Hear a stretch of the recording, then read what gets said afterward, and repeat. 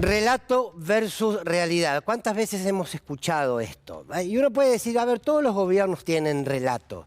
Claro, y el poder dominante, el poder económico, el poder de los medios de comunicación, el poder judicial que opera, ¿no tienen un relato? Sí. Y en realidad podríamos llamar relato a aquel que se impone. El que logra imponerse es un relato. ¿Se acuerdan de esa canción? Si la historia la escriben los que ganan, eso quiere decir que hay otra historia. Creo que de Lito Nebbia, que le gusta al presidente. Bueno, tiene que ver con esto. Hay un relato que se impone.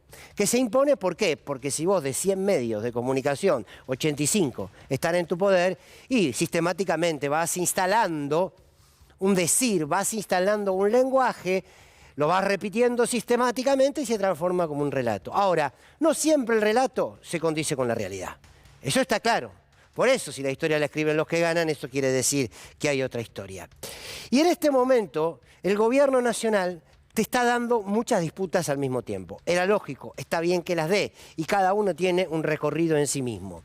De alguna manera, el frente de todos tiene abierto varios frentes que hacen no solamente a este presente, sino que van a determinar lo que va a suceder en la Argentina de aquí a muchos años. Miren, vamos a repasar algunos que se nos ocurrieron, porque por supuesto que son muchos más, pero elegimos cuatro como para arrancar en el análisis. El campo, hoy, ahora lo vamos a desarrollar, el campo, hoy, un sector del campo en esa mesa agropecuaria que el gobierno convocó, se levantó y dice no vamos a venir más. La sociedad rural, la Federación Agraria, entre otros. Los formadores de precios, porque el tema precios sigue siendo un frente donde el gobierno está dando pelea. ¿Por qué está dando pelea? Precisamente con los precios cuidados, precisamente con haber establecido un límite a las exportaciones para que el precio aquí dentro de la carne pueda ser accesible para los argentinos. Está dando una lucha contra los formadores de precios. Ahora les voy a contar lo que ustedes ya se empiezan a imaginar. ¿Dónde está el tema del relato y el tema de la realidad? Otro de los frentes que tiene son los medios de comunicación. Y esto es histórico, ¿eh? Los medios de comunicación del poder dominante siempre fueron opositores a los gobiernos populares. Casi que es una cuestión matemática en nuestra historia. Y claro está que el Fondo Monetario Internacional es el frente más importante que tiene el gobierno nacional. ¿Por qué? Porque muchos dicen, los que entienden, que de eso depende nuestra economía, la economía familiar. Y todo lo que puede suceder de acá al futuro, porque la palabra default no la quiere nadie. A ver, empecemos a hablar de los precios. ¿Cuál es el relato que se impone cada vez que los precios suben y que vamos al supermercado y de un día para otro tenemos un 10% de aumento, un 15% de aumento? Lo primero que dicen los economistas liberales, los economistas de la oposición, te dicen, bueno, la verdad es que los precios suben por la demanda. Puede ser que sea cierto, sí. Muchos dicen, bueno, los precios suben porque la inflación, parece que la inflación no la construye nadie, no la crea nadie, y los precios también crecen cuando el Estado interviene fuertemente y quieren controlarlos. Y te dice, el control de precios no figura en ninguna parte del mundo. Le preguntás qué parte del mundo y te tiran a algún país que nadie puede ni conocer ni dos líneas de qué va la cosa en ese país. Ese es el relato que se impone y es el relato que construye la mayor porción de los argentinos, que consume. Ahora, ¿cuándo nos vamos a preguntar si en esos precios que vemos en el supermercado no tiene que ver con la realidad, que también nos dice que existen formadores de precios y que son los oligopolios? ¿Por qué despolitizamos la formación de precios? ¿Por qué creemos que la formación de precios es una cuestión de una economía, como si la economía fuese algo abstracto que no tiene que ver con lo ideológico y con lo político? ¿Hay un sector del empresariado argentino que juega en contra de los gobiernos populares por una cuestión ideológica? Sí, claro, no todos, pero existen. ¿Hay un sector que precisamente presiona con los precios porque tiene algunas intenciones devaluatorias? Sí, claro, hay un discurso, por ejemplo el de Milei, que nos quiere hacer creer que lo mejor que le puede pasar a una sociedad que quiera tener un mejor acuerdo de precios es reivindicar exclusivamente a los empresarios. Vamos a escucharlo. Es un inmoral porque cuando estaba fuera del gobierno la inflación era un fenómeno monetario y ahora es un problema de los malditos empresarios que fijan los precios a piacere. Digo, es un disparate. En realidad la inflación es siempre y en todo lugar un fenómeno monetario. Que además los controles de precios Sofía lo decía perfecto, digamos, de manera implícita, cuando dice los empresarios quieren ganar plata. Es más, de hecho, la función social del empresario es ganar plata. Cuanto más plata gana un empresario, en realidad es un benefactor social, lo tendrían que llevar en andas. Bueno, ¿se ven llevando en andas a un empresario? Hay empresarios muy honestos y que apuestan al país. Uno de los grandes problemas de este país es la falta de burguesía nacional, ¿no? El crecimiento de un sector del empresariado es relativamente directo al crecimiento de la sociedad toda, no. La teoría del derrame es una de las grandes mentiras que nos han contado. Pero a ver, forman los precios, la inflación, forman los precios, la demanda, sí. Ahora forman los precios, los oligopolios. ¿Por qué? Miren, la leche en la Argentina, el 57% de la leche que consumimos lo tiene una empresa. El arroz, el 45% del arroz que consumimos lo tiene una empresa. El 80% del azúcar lo tienen dos empresas. El 79% de los fideos, de los que quieran, lo tiene una empresa. El 59% de la harina la tiene una empresa. Estas empresas pueden poner precios, determinar los precios, empujar al mercado a que se regule por esos precios, sí, claro. Es increíble porque los mismos que defienden la libertad del mercado sostienen los oligopolios. Si creen en la libertad del mercado, debería haber más competencia, ¿no? Pero sin embargo no lo hacen. Otro de los frentes del gobierno tiene que ver con el campo, con un sector del campo. Nunca es bueno generalizar. Con ese sector del campo que también siempre se opuso a los gobiernos populares en sus políticas redistributivas. ¿Cuál es el relato? Lo repite. Aquellos que tienen mucho, como muchos otros laburantes que apenas llegan a fin de mes, te dicen, bueno, el campo es la patria. ¿Vieron? Ya le ponen la tonadita, como diría un querido colega Gustavo Campana, le ponen casi la tonadita del servicio militar, la patria. Ellos son la patria, los que producen, los que nos dan de comer. Bueno, claro que tienen enorme valor. Y en nuestro país, sobre todo, la tarea de los productores, de los agricultores, de la ganadería, claro. Ahora bien, ¿por qué siempre que hay una discusión sobre las exportaciones, sobre el límite de las exportaciones, sobre lo importante de las retenciones? Porque la retención genera una política redistributiva. Vos vendés, vos ganás dinero, vos haces tu negocio, pero pagá un porcentaje razonable a lo que ganás para poder redistribuir a los sectores sociales que más necesitan. No es muy difícil, pero el relato que se instala es ese. Si se meten con el campo, se meten con la patria. Miren, la patria son bastantes más cosas, empezando por el otro, que es la patria, que lo que pueda hacer o dejar de hacer el campo. Ahora, la realidad dice que este sector es un factor del poder político en la Argentina y que también juegan políticamente e ideológicamente porque ganaron mucho dinero. Cuando el gobierno de Mauricio Macri aumentó las retenciones, escuchábamos a diputados como De Angelis, ¿se acuerdan? Defendiendo el aumento de las retenciones. ¿Por qué? Porque había que defender a un gobierno que iba por un modelo que los iba a enriquecer, más allá de sus ganancias. Un modelo en su totalidad que los iba a enriquecer. Y estos sectores del campo ganaron. Y ganaron mucho. Y decía, de mayo a diciembre del 2020, el crecimiento del margen bruto por hectárea pasó del 50% al 70% medido en dólares. Del 2015 al 2020, el campo aumentó sus ganancias un 870%. No hace falta que nos preguntemos entre nosotros si algunos de los que estamos formando parte de este programa, nuestras ganancias aumentaron un 870%. Y cuando se les dice, por favor, controlemos los precios, que los argentinos y las argentinas puedan comprar carne, que los argentinos y las argentinas puedan comprar el pan. Entonces hay que controlar las exportaciones de maíz. Bien, cuando se instala eso, rápidamente se dice, se está en contra del campo, se está en contra de la patria, se está en contra de no sé cuántas cosas, y aparece el conflicto. Y siempre en pie de guerra a los gobiernos populares. Miren, el Consejo Agroindustrial, lo decíamos hace un ratito, 3 entidades de la mesa de enlace patean el tablero y abandonan el espacio. ¿Qué espacio? El espacio que el gobierno nacional armó precisamente para sentarse a dialogar, para sentarse a decirles, ganen, señores, ganaron toda la vida, ganen. Nadie está en contra, porque si ustedes ganan, pero pagan en relación a lo que ganan, vamos a ganar todos, pero no. Ahí está el límite. Otro frente, claro está, el Fondo Monetario Internacional. No hay dudas de esto.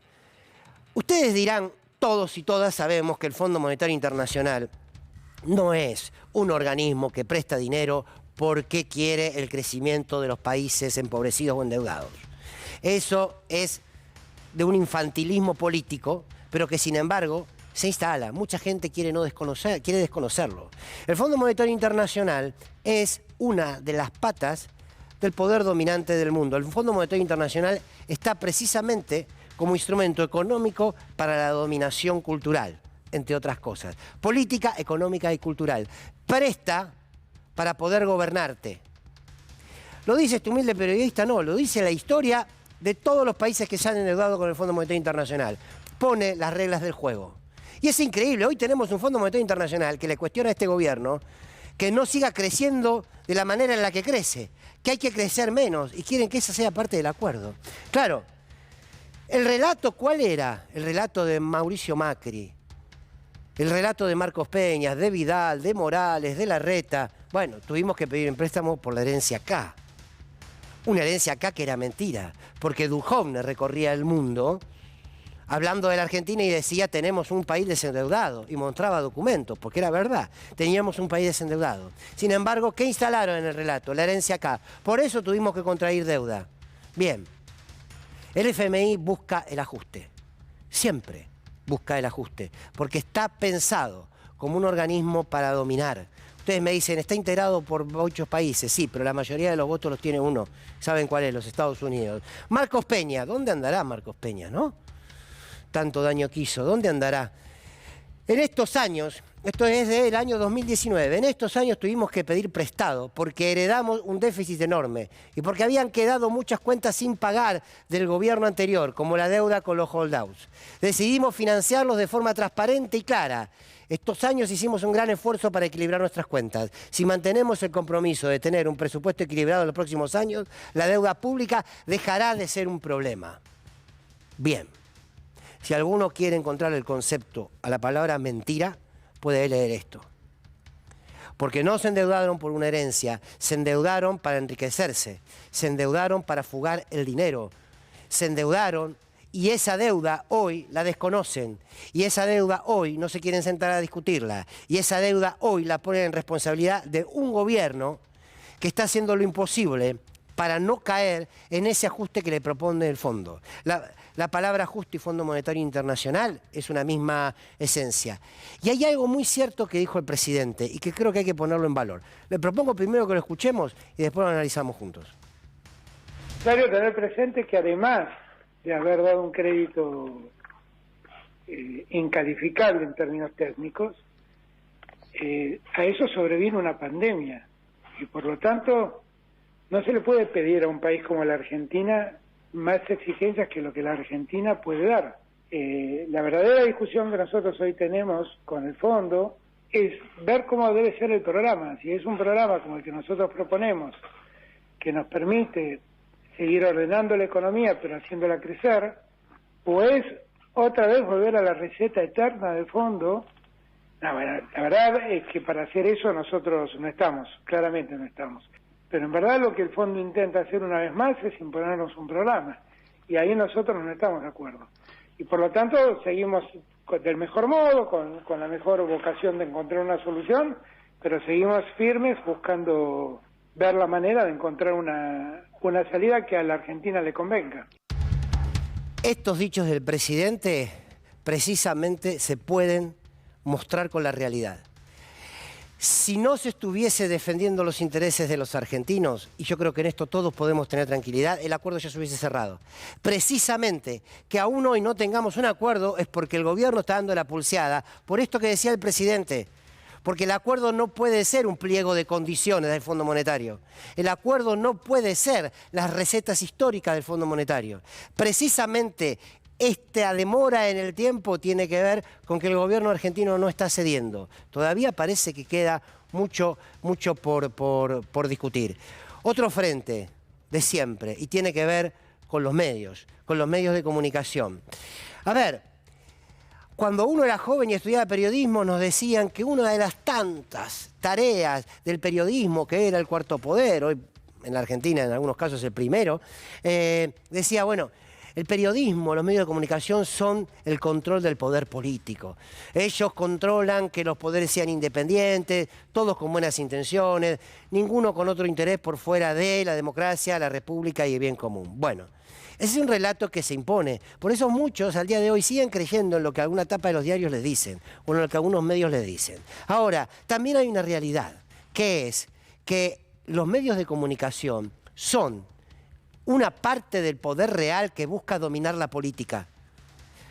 Porque muchas veces hablamos cómo algunos sectores del Poder Judicial quieren judicializar la política. Bueno, los medios quieren ordenar la política. Los medios en este país llegaron a poner un presidente. ¿O quién puso a Mauricio Macri en la Casa de Gobierno, sino Clarín y La Nación? A partir de una campaña devastadora de mentiras y de operaciones políticas. Los medios de comunicación dejaron de ser un medio, estos medios que hacemos referencia, para ser un fin en sí mismo. Entonces, es permanente la batalla en contra del gobierno. Todas son críticas, todo está mal. A este gobierno no le dieron ni 10 minutos de respiro. ¿Quieren escucharlo? Y ahí los colegas de la producción hicieron una síntesis. Si no, estaríamos toda la noche. Vamos a ver el rol de los medios.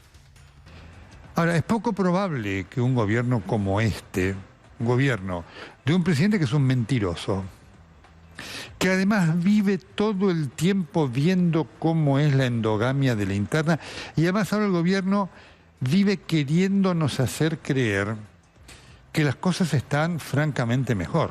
Ahí tenés la misma Cristina que en el último acto del Día de la Democracia protagonizó junto con Alberto un nuevo capítulo de esa internita tóxica de Pimpinela que tienen y de poder. En serio, parecían y parecen el dúo Pimpinela. ¿No están hartos de el avance del gobierno contra nuestra libertad? Estoy convencida de que necesitamos, los argentinos, una rebelión civil en paz.